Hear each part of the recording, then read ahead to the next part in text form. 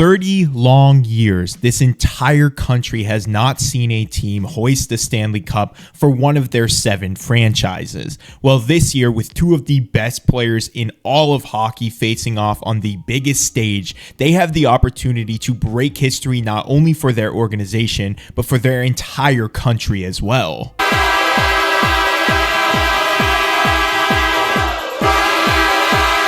What's up, guys? Welcome back to the channel. In case you couldn't tell, I'm very excited for this year's finals matchup between the Edmonton Oilers and the Florida Panthers. And like every round for this year's Stanley Cup playoffs, I'm going to be making my prediction for who I think is going to win it all this year. Now, if you by chance caught my previous video, I went 0 for 2 on my finals prediction. I actually had Dallas going up against the Rangers. So whoever I picked today, maybe their fan base doesn't want to take my recommendation because I haven't been so hot lately. Now, I'm basically just going to go through both of these teams, what I think they need to do in order to win this series, and a few things I think they need to stay away from if they don't want to lose or beat themselves. So if you guys have been liking the videos lately and you haven't subscribed to the channel, make sure you do that now, and let's get right into this one. So let's start with the team out east, the Florida Panthers. And up to this point, they've had to play a bunch of heavy competitive competitions with some of their opponents, including Andrei Vasilevskiy and the Lightning, Jeremy Swayman and the Bruins, and Igor Shesterkin and the Rangers.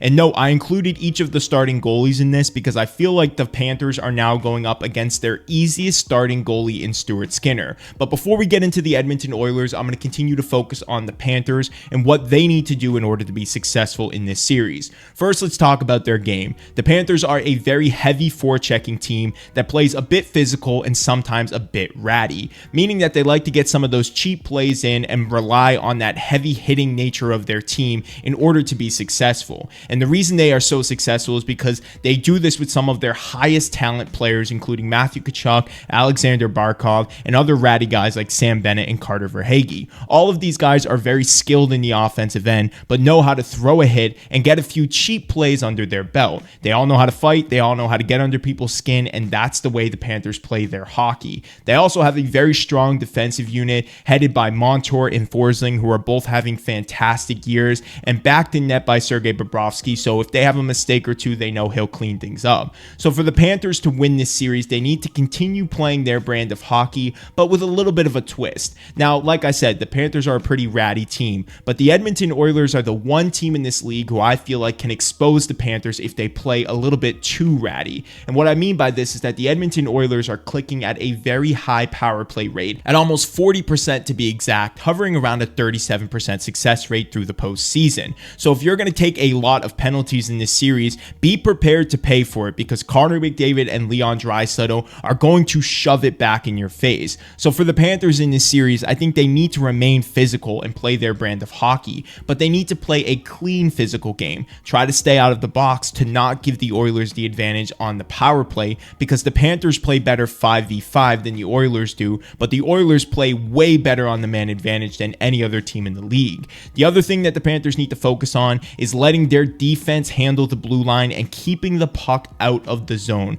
because the Edmonton Oilers are one of the best zone possession time teams in the NHL, and they know how to bury you with some of their star players. With Hyman, like I said, McDavid, Draisaitl, and of course guys like Nugent Hopkins, they are all very skilled and know how to make you pay for stupid mistakes. So for the Panthers to win this series, the keys is to play a physical game of hockey like you have been, but not with the ratty style that you have seen in a bunch of the other series this year, like the Boston one or even the Rangers one. Keep yourselves out of the box, keep the puck in your own end, and try to just limit the amount of goals that the Oilers can score. If you find yourself trailing in games, turn on the Jets with your offense like you have in every single third period this year of the postseason, and just rely on some of your top guys to do what they do best, and that's hit people and score goals. I think the Panthers are going to be in a great situation this year, but before I make my prediction with them, let's head over to the other side with the Edmonton Oilers. Now, like I was talking about with the Panthers, a little bit of a recap, I think the Oilers have one really big advantage in this series,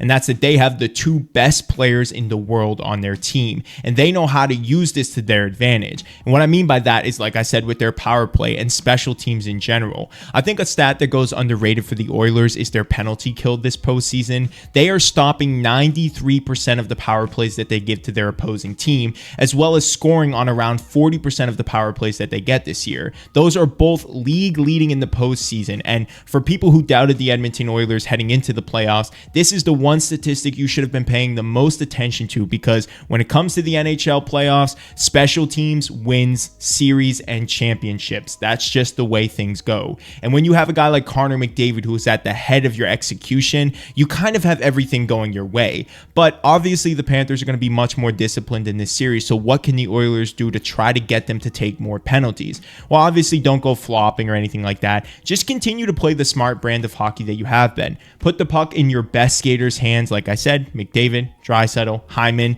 Continue to apply pressure, skate fast, because Florida's not going to be able to keep up with some of your top guys, and also try to keep your defensive unit in the best position as possible, because through the playoffs their defense has looked way better than they have in prior years, and when they have a good defense, their goaltending seems to be much better than when their defense is playing sloppy. And you could say that's for every team, but when it comes to Stuart Skinner, he's shown that once the floodgates open, they pour. So if you can just keep the scoring and shots down, then Stuart Skinner has been a solid goalie when it comes to those low danger situations. But when the shots start to increase, that's when Stuart Skinner gets a bit shaky and you see more goals going in for the opponent. So in order for the Edmonton Oilers to win this series, just keep your heads level. Don't try to match the game of the Florida Panthers like other teams have tried, say in Boston or New York. Just stick with your game plan. Use your skill and speed to your advantage and try not to out-physical this Panthers team, because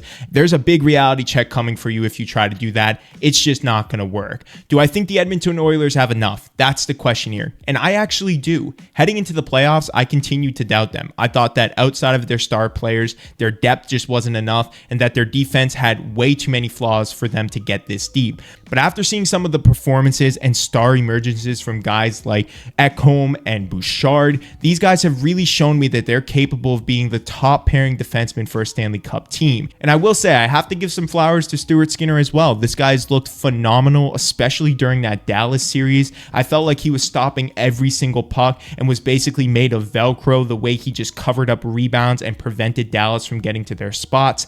I think that the Edmonton Oilers are actually going to pull this one out in 7. I know some people have their doubts about this team, but I feel like McDavid is playing with the most confidence he's ever played with in his career, and I feel like the guys are really rallying behind his leadership this year, and that should be enough for them to get it done. After I just take a look at everything, the statistics, the players, I just feel like Edmonton has that slight edge with their stars, and that's going to really benefit them in this series, along with their special team success, because I think that that's just huge for this team. But let me know what you guys think about all this. I know this isn't a super long video, but I wanted to get my predictions out there. Just my thoughts on the series and both teams in general. I'll be rooting for the Edmonton Oilers in the playoffs this year. I really would love to see a Canadian team win. It's been way too long. But like I said, let me know what you guys think. Who do you have winning in the Stanley Cup Finals this year? Drop your predictions below. As always, like this video and subscribe to the channel. I will see you guys in the next one.